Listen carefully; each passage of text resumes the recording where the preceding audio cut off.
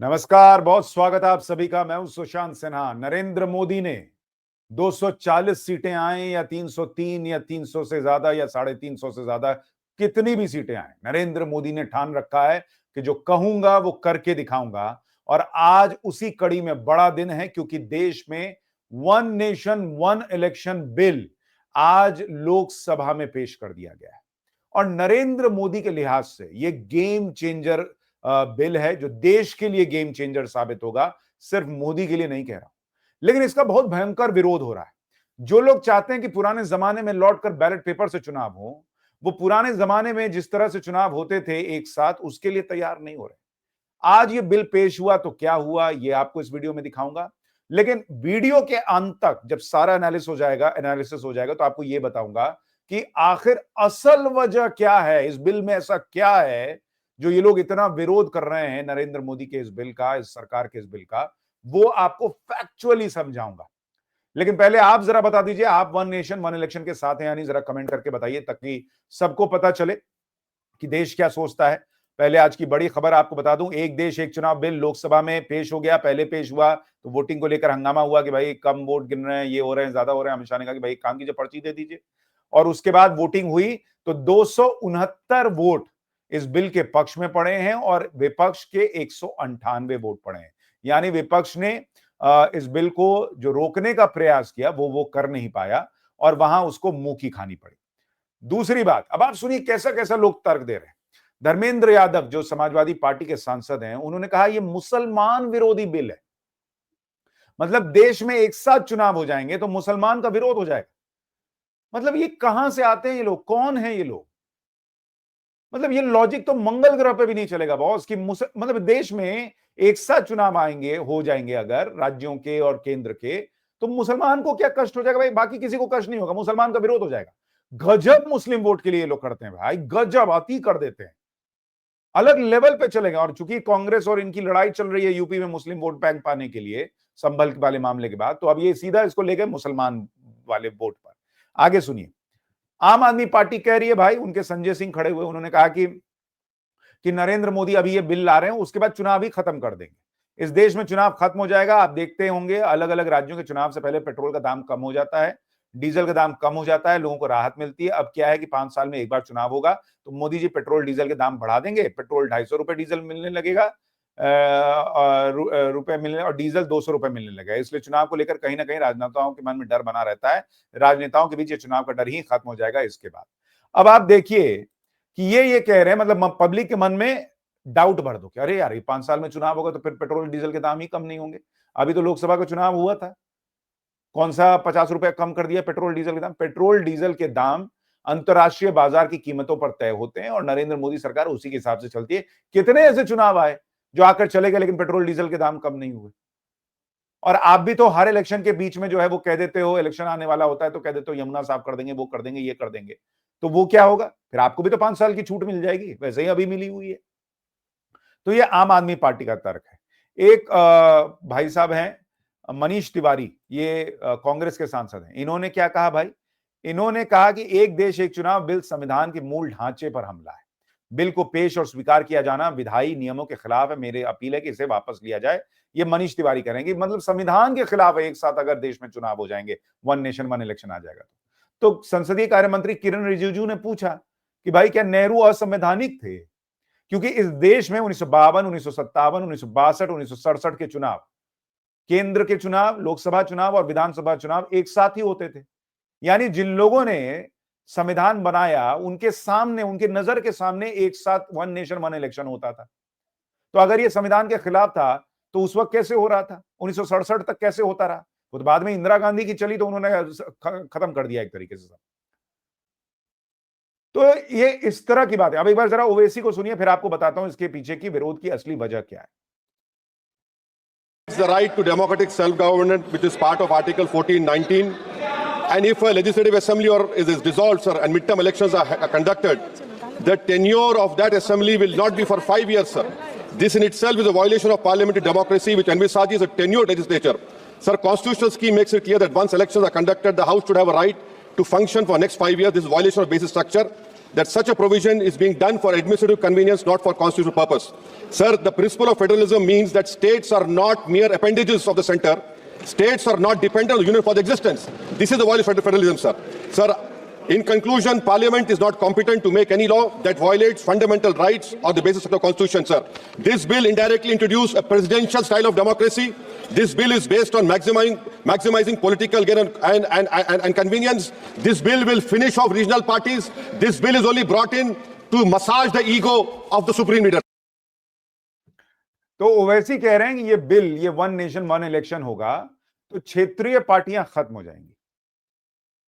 भाई, जब पहले देश में वन नेशन वन इलेक्शन होता था तो क्षेत्रीय पार्टियां खत्म नहीं होती थी, तो और क्षेत्रीय पार्टियां कैसे खत्म हो जाएंगी, जरा समझाइए इसको।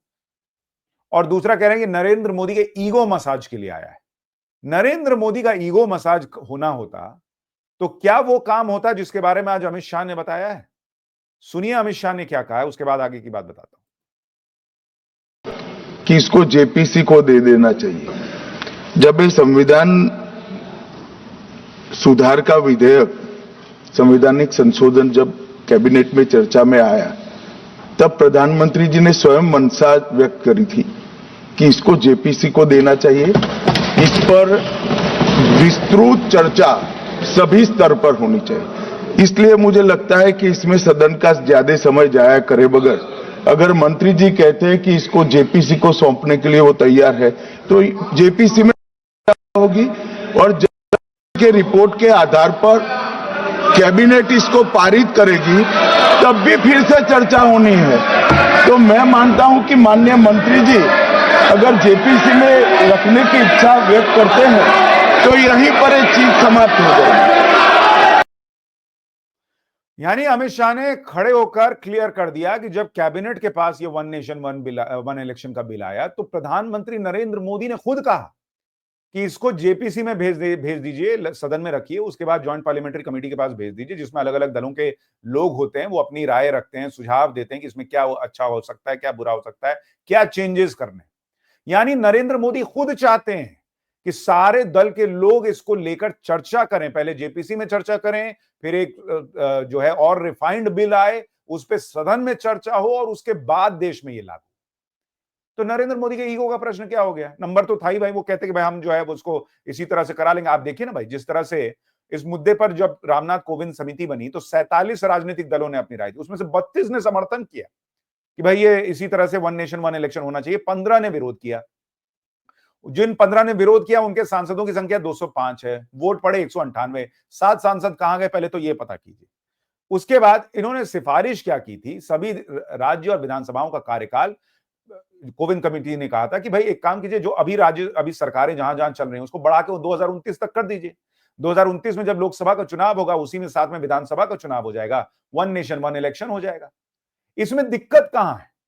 एक्चुअली दिक्कत क्या है वो मैं आपको अभी बस थोड़ी देर में बताऊंगा। आप भी कहेंगे कि वो बॉस ये है मामला, लेकिन उसके पहले आप ये समझिए, आपके मन में भी प्रश्न आ रहा होगा कि कहीं बीच में ही सरकार गिर गई तब क्या कीजिएगा? उसका भी प्रावधान क्या है वो आपको बता देता हूं। देखिए, ये जो संविधान संशोधन बिल आया है उसके जरिए होगा क्या?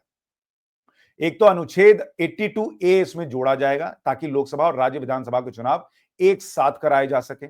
अनुच्छेद 83 इसमें जो है संसद के दोनों का सदनों का जो कार्यकाल होता है उसमें संशोधन किया जाएगा। और अनुच्छेद 172 राज्य विधानसभाओं का जो कार्यकाल है और अनुच्छेद 327 विधानसभा के चुनाव से जुड़े कानून बनाने में संसद की शक्ति में संशोधन किया जाएगा। बिल के जरिए प्रावधान क्या किया जाएगा, अब इसको सुनिए, बड़ा इंपॉर्टेंट है। लोकसभा की पहली बैठक की तारीख पर राष्ट्रपति नोटिफिकेशन जारी करेंगे। नोटिफिकेशन जारी करने की तारीख को अपॉइंटेड डेट कहा जाएगा। लोकसभा का कार्यकाल अपॉइंटेड डेट से 5 साल का होगा। लोकसभा या किसी राज्य की विधानसभा समय से पहले भंग होने पर बचे हुए कार्यकाल के लिए चुनाव कराया जाएगा। यानी अगर मान लीजिए कि अभी 2029 में वन नेशन वन इलेक्शन मान लीजिए होता है और लोकसभा चल रही है, अब 2034 में अगला चुनाव होना है, इस बीच में मान लीजिए 2032 में कहीं पे सरकार गिर गई, विधानसभा जो है आपको भंग करनी पड़ी या सरकार वहां पे गिर गई, तो वहां चुनाव होगा।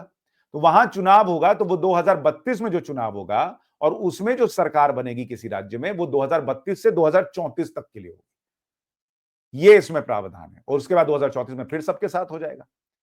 तो अब ऐसा नहीं होगा कि 2032 में हुआ तो अब 2037 में होगा। यहीं से मामला गड़बड़ाता है जो 1967 में शुरू हुआ था कि कुछ राज्य सरकारों में सरकारें गिरी, राज्य की सरकारें गिरी और उसके बाद जो रायता फैला वो फैलता ही चला गया। तो इसमें यह प्रावधान किया गया। तो इसमें इन लोगों को दिक्कत क्या है बॉस? आपको यह समझना चाहिए कि भाई सबसे बड़ी बात कि अभी हाल के दिनों में आपने कितने राज्यों में ऐसा सुना है कि वहां पे सरकार गिर गई? कितने राज्यों में? हाल फिलहाल में आपको एक महाराष्ट्र याद आएगा जहां पर सरकार जो है वो पलट गई, या एकाध इक्का दुक्का आपको उदाहरण नजर आएगा। तो भाई बीच में चुनाव होने की प्रक्रिया जो है वो वैसे भी अभी बहुत कम है। 5-5 साल के कार्यकाल पूरे हो ही रहे हैं लगभग हर राज्य में। तो अगर वो एक साथ भी चुनाव हो गए और 5 साल का कार्यकाल पूरा कर रहे हैं तो आपको दिक्कत क्या है? और बीच में जहां सरकार गिरती है ये लोग कहते हैं बीजेपी मशीनरी का इस्तेमाल करके, पैसे का इस्तेमाल करके सरकारें गिरा देती है। तो फिर तो बीजेपी को नुकसान है कि वो बीच में मान लीजिए सरकार गिराएगी और उसके बाद 2 साल, 1 साल, 3 साल के लिए ही उसका कार्यकाल होगा, फिर नया चुनाव हो जाएगा। भाई अभी शिवसेना कह रही थी ना कि हम राज्य विधानसभा के चुनाव में महाराष्ट्र में बता देंगे कि असली शिवसेना कौन है, असली एनसीपी कौन है। तो आपको उसके लिए इंतजार ही नहीं करना पड़ेगा। जैसे 5 साल पूरा होगा, मतलब जो टेन्योर पूरा होगा, आप उसमें जवाब दे दीजिए। तो बीजेपी अगर पैसे का खेल करके, मशीनरी का इस्तेमाल करके सरकारें गिरा देती है तो इसमें तो बीजेपी को चिंतित होना चाहिए कि मैं एक तो गिराऊंगा सरकार और उसके बाद जो है वहां पर 2 साल के लिए, 1 साल के लिए सरकार रहे। इसमें ये लोग क्यों परेशान हो रहे हैं? इनको तो खुश होना चाहिए कि भाई तुरंत आपको मौका मिलेगा जवाब देने का। असली समस्या की जड़ कहां है आपको यह समझना चाहिए, क्योंकि असली समस्या की जड़ वो नहीं है जो ये दिखा रहे हैं। कोई क्षेत्रीय दल खत्म नहीं होने वाला। भाई 5 साल के लिए अगर मान लीजिए टीडीपी की सरकार है तो टीडीपी कैसे खत्म हो जाएगी बीच में? भाई अभी भी 5 साल है, पहले भी 5 साल रहता, एक साथ चुनाव होना है, बस ये वाली बात है। तो इसमें दिक्कत इनको कहां आ रही है? भाई इनकी सबसे बड़ी दिक्कत तो यह है, पहली चीज, कि नरेंद्र मोदी कर रहे हैं। नया संसद भवन बना, सारे लोग लिख कर दिए हुए थे 2011 से कि भाई पुराना संसद भवन बहुत खतरनाक हो गया, कभी भी कोई हादसा हो सकता है। लिखने के बावजूद कोई कुछ नहीं कर रहा था। नरेंद्र मोदी ने कहा कि चलो मैं करके देता हूं, किया, विरोध कर रहे हैं, इसको नहीं बुलाया, उसको नहीं बुलाया, ऐसा कैसे कर दिया, ये कैसे हो गया, वो कैसे हो गया, नया संसद भवन बन गया। लेकिन विरोध क्यों हुआ? क्योंकि मोदी ने किया। राम मंदिर, कौन बात का विरोध किए बॉस आप? सिर्फ इसलिए क्योंकि मोदी के कार्यकाल में बन गया। ऐसी कितनी ही चीजें हैं जो देश में अच्छी हुई हैं, लेकिन ये लोग विरोध किस लिए करते हैं? कि भाई नरेंद्र मोदी का नाम हो जाएगा, अभी ही आदमी नहीं हार रहा है। और वन नेशन वन इलेक्शन में इनकी सबसे बड़ी दुखती नब्ज क्या, अब मैं आपको वो बताता हूं। इनकी सबसे दुखती भी नब्ज है दरअसल ये कहानी, ये है कि रिपोर्ट कहती है कि वन नेशन वन इलेक्शन अगर आया तो भारत की आर्थिक विकास दर बढ़ जाएगी। One nation one election GDP को बढ़ा देगा, बूस्ट कर देगा, महंगाई को घटा देगा, प्राइवेट इन्वेस्टमेंट बढ़ा देगा, और ये सारी चीजें अगर हो गई तो ये लोग मोदी को हराएंगे कैसे? क्योंकि ये रिपोर्ट कहती है कि अगर जो भाई बार बार मॉडल कोड ऑफ कंडक्ट लगता है, सरकारें जो हैं वो काम नहीं कर पाती, योजनाएं रुक जाती हैं, ऐसा कर करके कई बार ऐसा होने की वजह से, चुनाव की वजह से, मतलब देश में काम रुका रहता है। जो सरकारी कर्मचारी हैं उनको आप ड्यूटी पे लगाते हैं तो उससे काम प्रभावित होता है। इसकी वजह से अनुमान यह है कि अगर वन नेशन वन इलेक्शन आ गया तो जो आपकी जीडीपी की ग्रोथ है वो 1.5% का जंप आ जाएगा। और वो 1.5% का जंप आने का मतलब है कि करीब 4.5 लाख करोड़ रुपए देश को फायदा होगा। और 4.5 लाख करोड़ रुपए का मतलब करीब करीब ये है कि जो आप हेल्थ केयर पे पैसा खर्च करते हैं ऑलमोस्ट उसका आधा आप यहां से निकाल लेंगे, और जो एजुकेशन पे खर्च करते हैं उसका 1/3 यहां से निकाल लेंगे। तो अगर लोग ज्यादा पढ़ गए, स्वास्थ्य बेहतर हो गया, इकोनॉमी बेहतर हो गई, तो मोदी को हराएंगे कैसे? इनकी समस्या ये है। दूसरी बड़ी बात, ये रिपोर्ट कहती है कि भाई इन्फ्लेशन, महंगाई जो है वो करीब 1% और कम हो जाएगी। भाई दुनिया वैसे ही महंगाई से बाप बाप की हुई है कोरोना के बाद, युद्ध के समय। नरेंद्र मोदी ने डबल डिजिट में महंगाई को जाने नहीं दिया, 5-6% के आसपास पकड़ के रखा हुआ है। अब उसमें 1% और गिर गया तो ये लोग कहां छाती पीटेंगे बॉस, करेंगे क्या? इनकी समस्या ये है। इनकी दूसरी बड़ी समस्या ये है, तीसरी बड़ी समस्या, कि जो माइग्रेंट वर्कर्स हैं, जो बाहर से आकर काम करते हैं, उनको बार बार जो है वो इधर से उधर जाना पड़ता है वोट डालने के लिए। उनका पैसा बच जाएगा, उनका पैसा बचेगा, उनकी स्थिति बेहतर होगी, तो फिर वो मोदी को वोट देंगे, तो मोदी को हराएंगे कैसे? और प्राइवेट इन्वेस्टमेंट, क्योंकि बार बार सरकारें चेंज होती हैं, जो इन्वेस्टर है वो भी डरा रहता है कि पता नहीं ये सरकार गई, अगली आई, वो क्या करेगी नहीं करेगी। 5 साल वो भी निश्चिंत है कि इन्वेस्टमेंट करने पे कोई स्थिति में बदलाव नहीं आना है, तो भाई वो भी अपना बेहतर इन्वेस्टमेंट करेगा। ज्यादा इन्वेस्टमेंट करेगा तो अभी शेयर बाजार जो है वो रॉकेट बना हुआ है, देश की अर्थव्यवस्था रॉकेट बनी हुई। मोदी रुकेंगे कैसे? इनकी समस्या की जड़ ये है बॉस।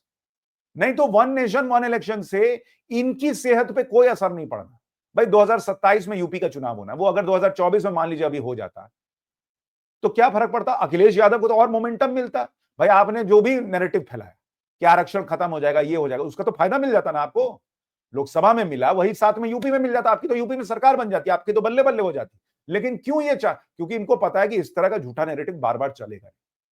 और अगर ये हो गया, देश का पैसा बच गया, देश की विकास दर बढ़ गई, देश में विकास ज्यादा होने लगा, इंफ्रास्ट्रक्चर बेटर डेवलपमेंट होने लगा, महंगाई घटने लग गई, लोगों का जीवन सुधरने लग गया, तो बॉस अभी मोदी नहीं हार रहे। उसके बाद हम करेंगे क्या? और 5 साल राहुल गांधी फिर करेंगे क्या? भाई अभी तो ये रहता है कि ये चुनाव में चलो खत्म हो गया मामला, अगले में हम विश्वास दिला देंगे अपने कार्यकर्ताओं को कि हम अगले में, तुमको देखना अभी कैसे, अभी देखो अभी अगला मैच में हम क्या करेंगे। अब अगला मैच ही 5 साल बाद आ रहा है। तो ये जो बड़े बड़े लीडर हैं, जो कभी ईवीएम को कोसते हैं, कभी पत्रकार को कोसते हैं, कभी इसको कोसते हैं, कभी उसको कोसते हैं, वो करेंगे क्या? 5 साल में तो इनका कार्यकर्ता ही इनको खा जाएगा कि अब तुम्हारे चक्कर में हमको 5 साल बैठना पड़ेगा। ये लोग इस वजह से घबराए। ये सिर्फ अपने स्वार्थ के लिए, देश का नुकसान करने के लिए वन नेशन वन इलेक्शन का विरोध कर रहे हैं, और कोई वजह नहीं है। ये आपको मैं फैक्ट्स के साथ बता रहा हूं। आपकी राय क्या है? ये सब सुनने के बाद मुझे कमेंट करके जरूर बताइएगा। नमस्कार।